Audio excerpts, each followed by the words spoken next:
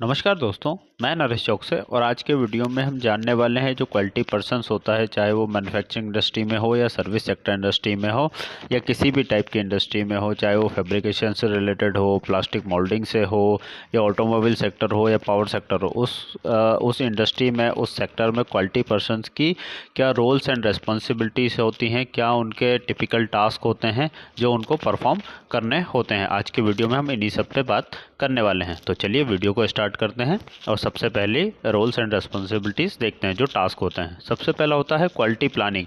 मतलब एक quality person को, चाहे वो क्वालिटी एश्योरेंस में हो या क्वालिटी इंजीनियर हो या क्वालिटी मैनेजर हो, किसी भी डेजिग्नेशन पे हो, उसको सबसे पहले क्वालिटी को लेकर प्लानिंग करनी पड़ती है। क्या प्लानिंग करनी पड़ती है?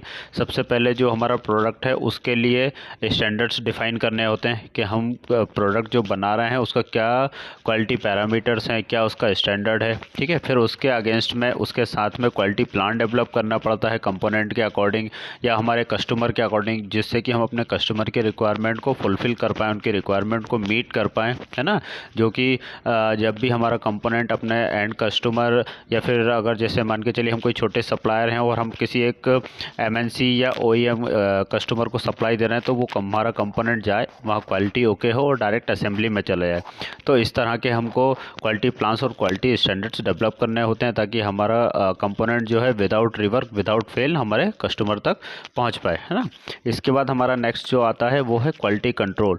क्वालिटी कंट्रोल में क्या होता है, जो हमने कंपोनेंट डेवलप किया है उसमें क्या है, डेवलप किया है या मैन्युफैक्चरिंग में है, उसको इंस्पेक्ट करना है ना। उसके टेस्ट, जो प्रोडक्ट है उसको टेस्ट करना है, चाहे वो इलेक्ट्रिकल टेस्ट हो, मैकेनिकल हो, NDT हो, या फिर हो सकता है कि वन टाइम डिस्ट्रक्टिव टेस्टिंग मतलब DT टेस्टिंग मांगे हो। तो ये सारे पैरामीटर्स हमको चेक करने हैं।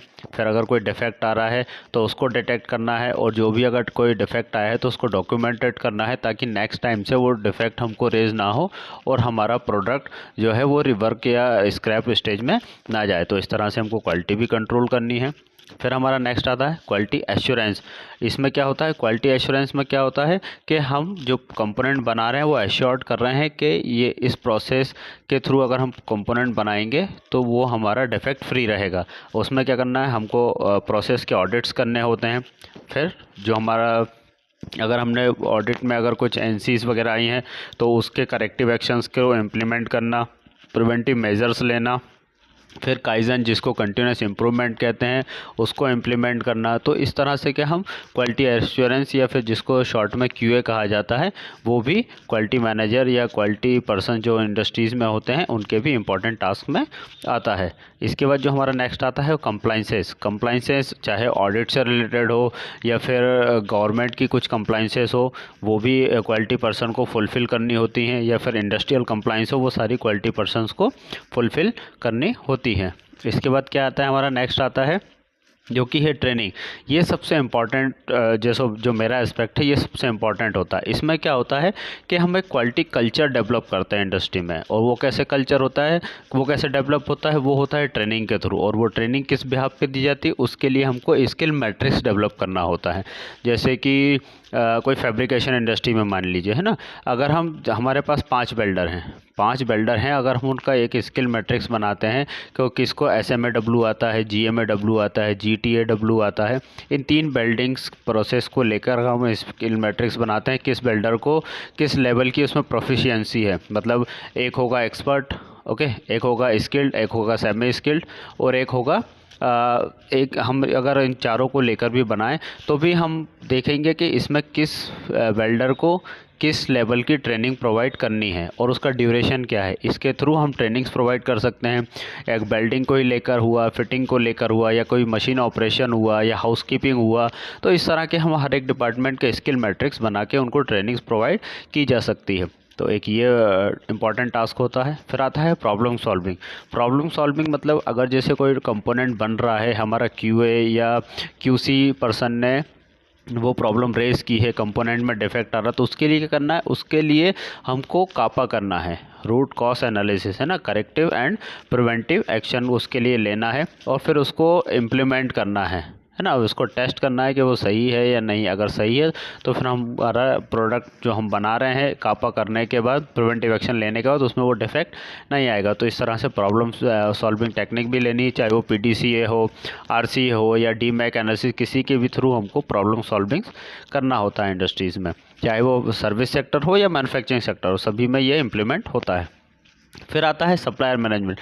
अब ऐसा तो नहीं है कि कोई भी इंडस्ट्री सारे कंपोनेंट्स खुद ही मैन्युफैक्चर करे, वो अपने सप्लायर्स भी रखती है। चाहे छोटे कंपोनेंट्स हुए, अगर कोई OEM है तो फिर वो बाहर से कंपोनेंट्स मंगवाते हैं, अपने पास असेंबल्ड करते हैं, है ना। कोई मिडिल मैनेजमेंट की कंपनी है ना, सप्लायर बेस है, तो फिर वो उससे छोटे सप्लायर से कंपोनेंट मंगवाते हैं। हो सकता है कुछ मशीनिंग कंपोनेंट हुए, कुछ अर्थिंग पैड्स, या फिर हो सकता है रॉ मटेरियल ही हुए वो ट्रेडर से ले रहे हैं। तो उसके लिए क्या होता है, क्वालिटी पर्सन को उसके पास जाके ऑडिट करना होता है, उसको अपने क्वालिटी स्टैंडर्ड्स बताने होते हैं, है ना। फिर जो हमको कंपोनेंट वहाँ से लेना है उसके जो भी पैरामीटर्स हैं, क्वालिटी पैरामीटर्स या हमारे एंड कस्टमर के क्वालिटी पैरामीटर्स वहाँ उनको बताने होते हैं, ताकि जो कंपोनेंट सप्लायर से हमारे पास आए वो कम्प्लीटली डिफेक्ट फ्री आए। इस तरह से ऑडिट करना होता है, कम्युनिकेशन करना होता है, चाहे वो डॉक्यूमेंटेड हो, ये सारी चीज़ें हमको उनको बतानी होती हैं।